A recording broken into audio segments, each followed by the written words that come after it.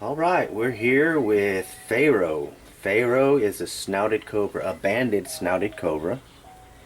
And he hasn't eaten in a while. He's fixing to get the biggest meal he's ever had, other than the python and the boa constrictor. Those were big meals, but they were longer. This is the biggest rodent. So I see there's glare over there. I'd like to open that door, but I don't know if I like opening the one that's over there so much. But I'd like to open it so that we could cut through that glare. Let me go ahead and get this rat. I'm gonna get in y'all's way. Oh well, it's a pretty decent size. It's about a medium-sized rat, but it's a pretty big meal for Pharoah. Let me dry it off a little bit, because he looks like he's about ready for it.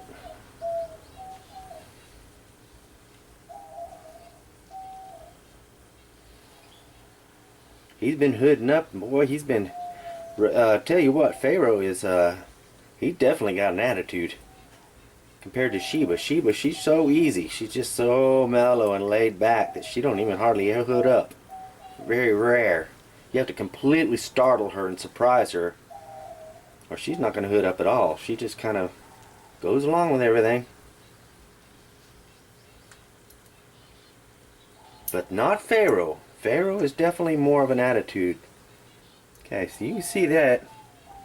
That's a pretty good sized rat. I'm going to open this door. You can see the glare will go away. See if we can get his attention over here. Get him to... Oh, he spotted it. There it is.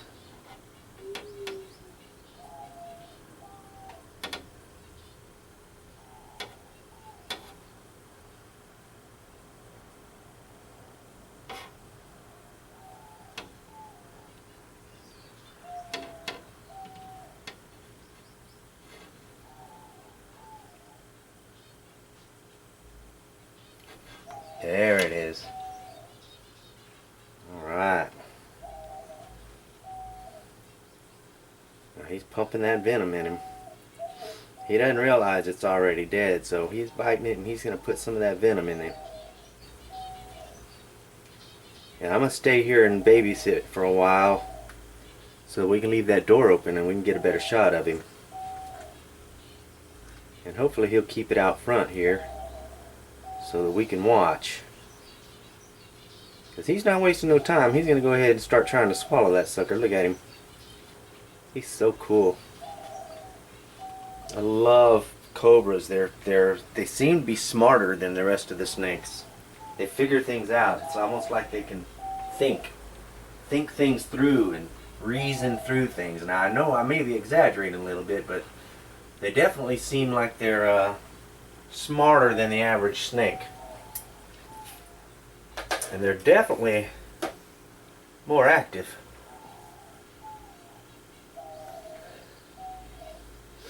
I had to get him out the other day. I didn't videotape it, but I had to get him out and do some cage cleaning, and I also soaked him. And I soaked him for about an hour in a big trash can. I mean snake soaking apparatus. That's what it was, not a trash can, right? It's not a trash can. But I put him in there for about an hour. I took him out, and by that evening he shed. And he had a perfect shed. I mean, from nose to tail, perfect, beautiful shed.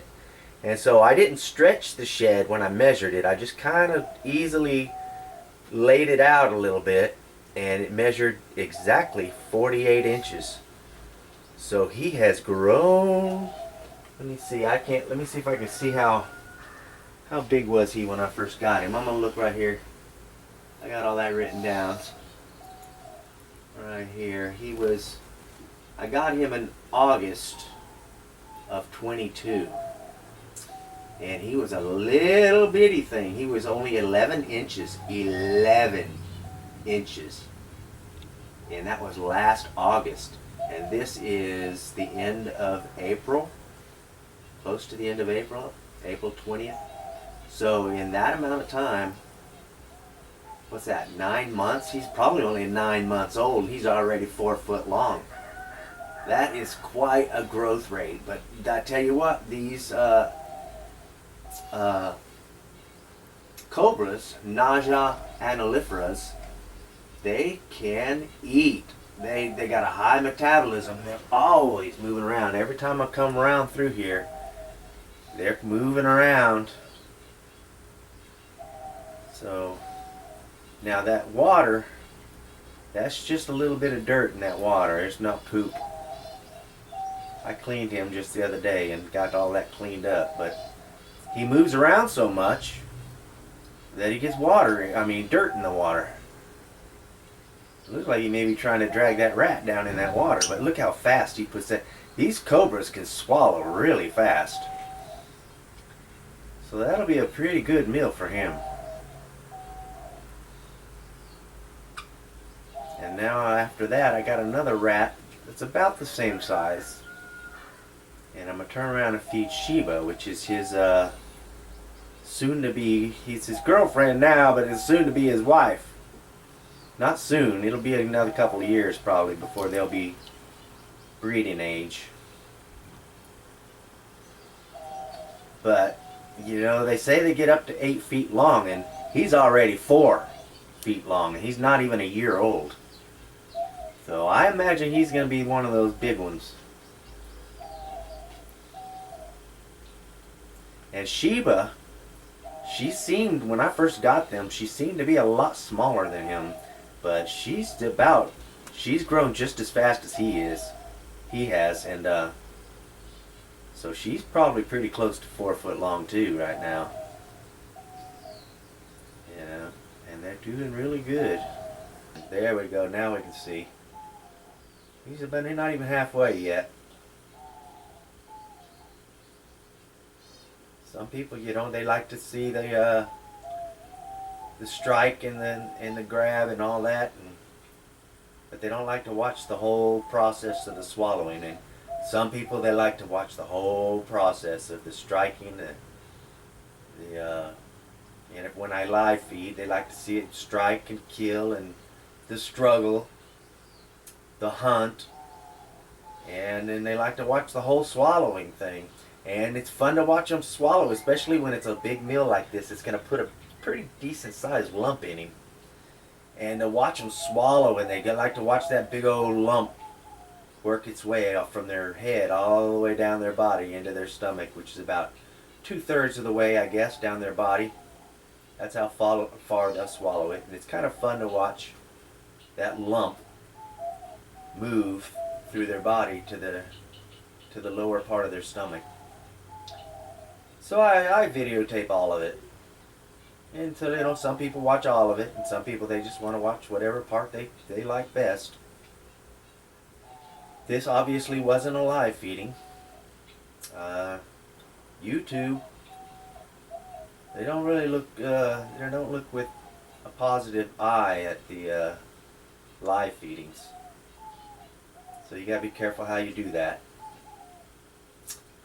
So I feed, because a lot of people say, do you always live feed? And I say, no, I actually usually, well, about half the time I use frozen thawed. But because I raise my own rats and mice, I do a lot of live feeding. It's a lot cheaper. If you try to buy, because I have 22 snakes, and if you try to buy mice and rats for 22 snakes, it gets expensive. So I order, you know, pretty good amount of frozen thawed, and in between that and the ones that I raise, it saves me a little bit of money. And it's a lot cheaper because I feed my rats and my mice cheap dog food, so I can buy me about a 50-pound bag of cheap dog food for like 25 bucks, and it lasts me a long time. And there's no way I could buy, the $25 wouldn't go very far buying rats and mice. You'd spin that up real quick and you wouldn't be able to feed all your snakes. But I have 6 female rats, and they're bred by 3 male rats. And I have 4 female mice with 2 male mice, and that does pretty good. And not including the frozen thawed, and some of the snakes and other animals, like my lizards and my caiman and the tarantulas and other things. I raise Madagascar hissing cockroaches, and those are like some of the world's largest roaches. And some of these things they'll eat those roaches. Well, he made short work of that. That was a big meal. You can see he's having to stretch to get that sucker down him. That one doesn't go down as fast as most of them do. That'll last him. It don't last long. I tell you what, in 3 or 4 days, it'll look like he didn't even eat it. He'll be ready to eat again in 3 days. I'm going to make him wait a week. Usually I only feed him once a week.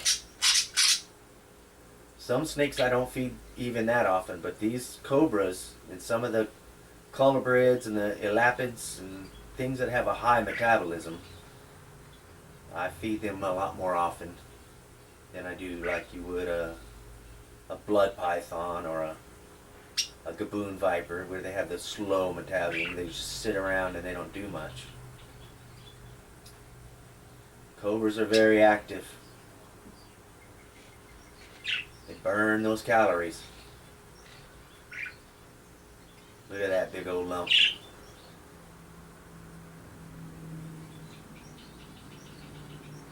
And I tell you what, from the top to the bottom of his hood is already about 8 inches. Snouted cobras have one of the largest hoods of all the cobras. So when he hoods up, it is a spectacular thing to see. Because it's probably about 4 inches wide and 8 inches tall. It's beautiful.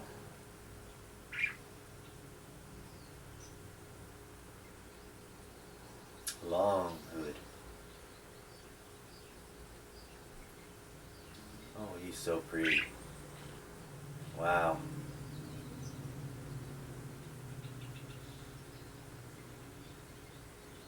Yeah, that one took him a minute. He didn't just gulp that one down right quick, did he?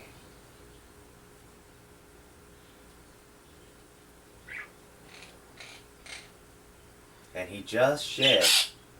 He shed, I'm not even sure. It's probably been about 4 or 5 days ago. So he's about as pretty as you're going to get. Now, as he gets older, he'll continue. Those bands, the dark bands will get darker, and the light bands will get a little lighter. And he'll get more obviously banded. He's pretty obviously banded. When I first got him as a baby, it was hard to tell if he was gonna be banded. The bands were so... his whole body was like that light color, the light colored stripes. And you could hardly tell that he was gonna get the bands, but thankfully, he's got the bands, which is what I wanted. Fantastic herps. They're the ones that sold me these 2 absolutely gorgeous snouted cobras. And I saw the father of these 2 cobras, and he was beautiful. He had beautiful bands.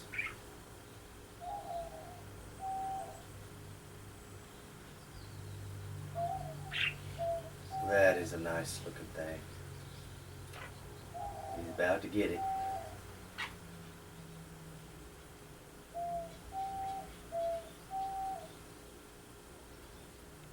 Got a little dirt. I dry off my rats and mice the thawed ones, when I thaw them in.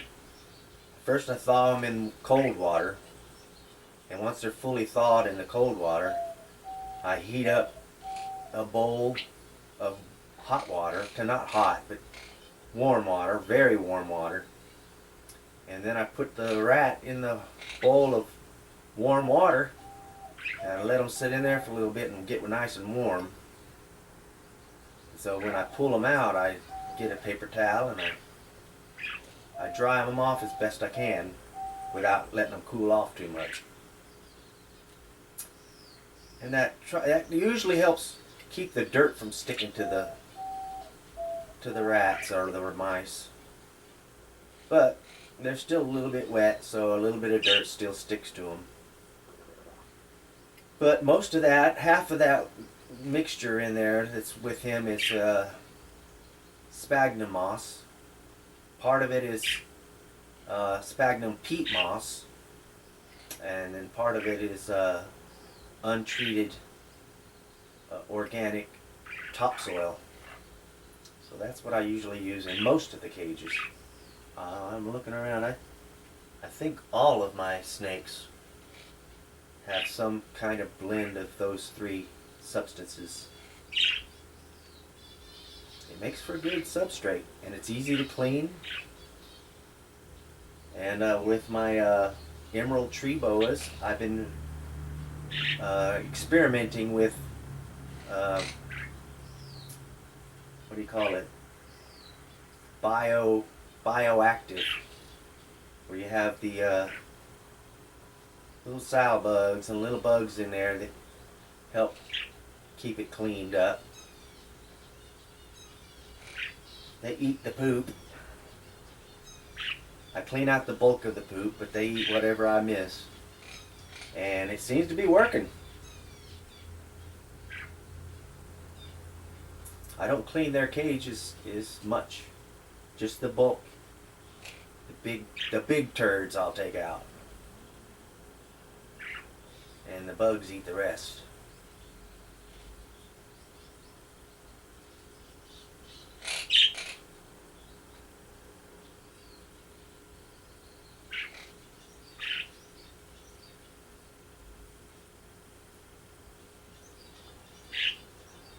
And you may get to hear my birds in the background.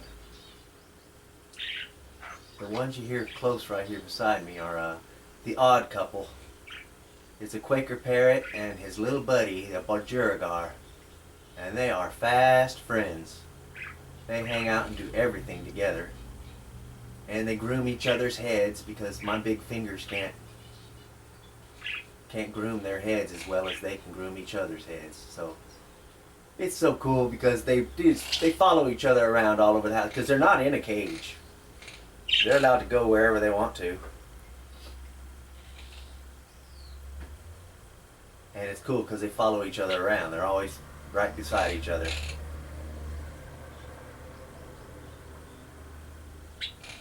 But Toby, the Quaker parrot, he gets to go places. He's kind of like a dog. I have a little cage that sits between the two seats of my truck. And whenever I go someplace where I, just to the store and back, or someplace where I know I'm not going to be out of the truck for a long time, I take him with me, just like I would a dog. And on road trips, like yesterday, I had to deliver some equipment to a couple of job sites. And I was going to be in the car for about 3 or more hours of driving. And he went with me and rode around. Most of the time, he spent the time on my shoulder.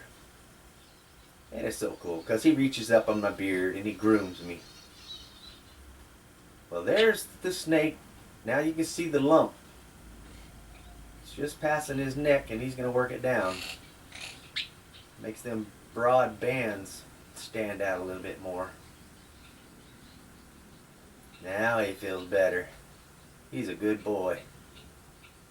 I knew he was hungry. I knew he was hungry, and my camera didn't go dead, so that's good. I think we probably got it all.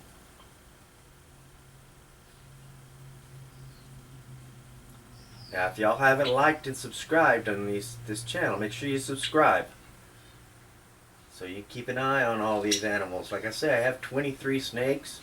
I have a couple of dwarf caiman. I have savanna monitors. I have horned frogs. All kinds of critters. Lots of birds.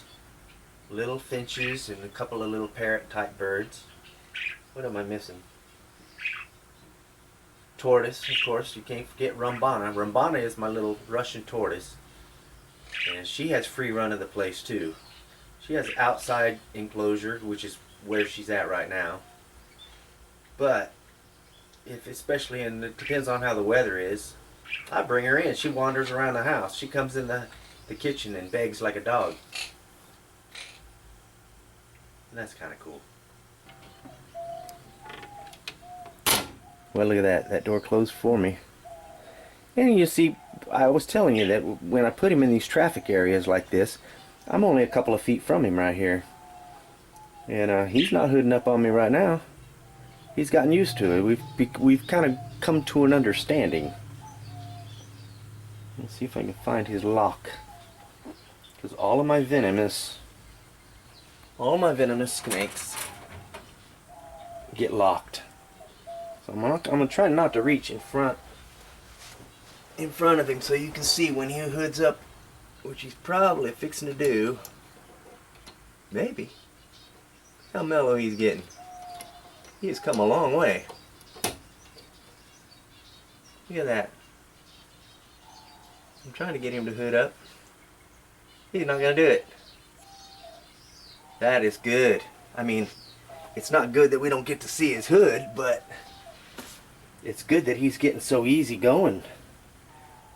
With age and size, he's getting more laid back. I like that.